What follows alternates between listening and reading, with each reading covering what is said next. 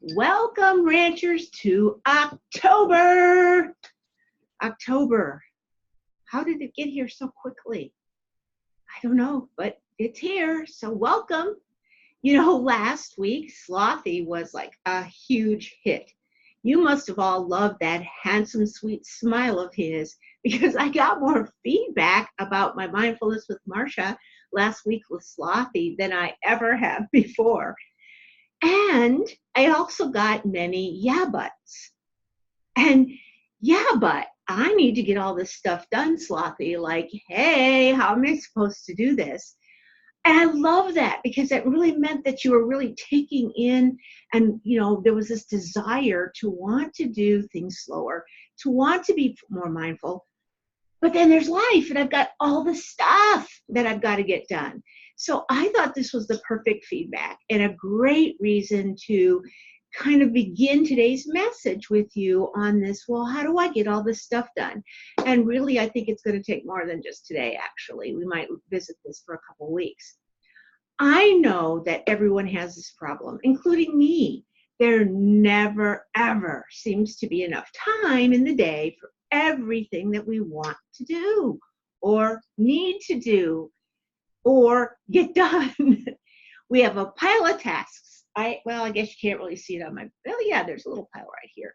A pile of tasks and projects to do, endless messages and emails to respond to. And even if we work with focus and have no distractions, how many days do we actually have no distractions, even if we're at home?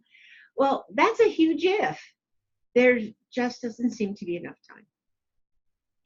And let's say you happen to find time after work or on weekends to do nothing that's work related, okay? Or maybe you have a job that you don't have to do work stuff. But what about like reading and exercising and meditating and learning new things and taking up a holiday, taking up some sort of hobby? Well, when you find that time you create for all this stuff, that's never enough either. You have too much that you want to do, truly want to do, and there's still not enough time. And that, I think, sometimes is just the big things. In addition to all that, think about this. There's eating and sleeping and driving and showering and using the bathroom. I talked about that before. Watching TV shows, keeping up with the news. Well, what about cleaning and chores and washing the car and paying your bills and grocery shopping and cooking and doing your taxes and registering your car? Can we all breathe? How does all of this get shoehorned into this small amount of time that we have for work and non-work tasks and activities? There's never enough time. And I think it truly stresses us all out. So why is this? What's going on and what the heck can we do about it? I want you to think about something that at first you might say, huh? The cause may not be that we don't have enough time. Now, think about this fact. There is a fixed amount of time. I mean, there's 24 hours in a day, right? And it's neither enough or not enough. It is what it is. It's fixed. It's really only our expectations that make it one way or another. It's our expectations that make it enough or not enough. So if we want to get more done than is possible in the fixed amount of time that we think is not enough, it's usually because it didn't meet our expectation. If we are satisfied with how much we can do in the fixed amount of time, well then, we feel like we have enough time. So see how our expectations really play a major role in this enough time. Ooh, yeah, it's really our expectations and how we should get done or how much we should get done in a day. Here's my wonderful should word again. And so I ask you, are we shoulding on ourselves right now here? What we should be getting done in the day? So where does these should expectations come from? Could they be coming at work from our supervisors, our feeling of competition with our peers, our society, that kind of keep up with the Joneses kind of feeling? Could these expectations come from our parents, or even sometimes even just arise from ourselves? I think you're way ahead of me probably and know that the answer is all of the above and probably even more than I mentioned. We've all created these agreements about how much we're supposed to do. And the agreements are impossible to fulfill in the limited amount of time we have if we have too much in that set amount of time. It's kind of mind-boggling.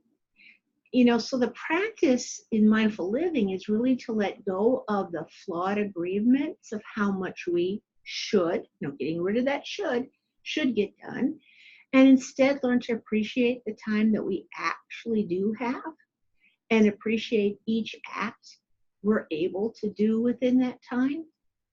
The other thing that comes to play here, and I'll just share from my own life, as we go through different seasons of life, whether it's, we're in school, taking courses, we have children, we have a new job, we're caretaking for elderly parents, we ourselves are getting older.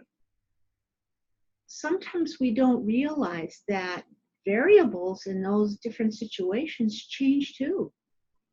And the amount of should time automatically should be adjusted for different scenarios. I can't get as much mowing and trimming and things done in my yard as I could 30 years ago, or even 20 years ago, even 10 years ago. My body just doesn't keep up that same speed. And although my mind wants to do all these things, I should be able to do this in this amount of time, I should be able, the reality is, I really can't. And have I adjusted my reality up here, the shoulds, to the actual reality of my life? Okay, obviously we're going to talk more about this paradoxical dilemma next week also. But this week, pause and reflect once again on this idea of time. Try to make sense around the statement that I said about there's a fixed amount of time. It's not enough or not enough. It's neither one or the other. It's only our expectations, our shoulds, that make it one way or another. Now, I agree this can be a deep pause in so many ways, but give it a try. And have a great October week. Until next time, enjoy October and be well.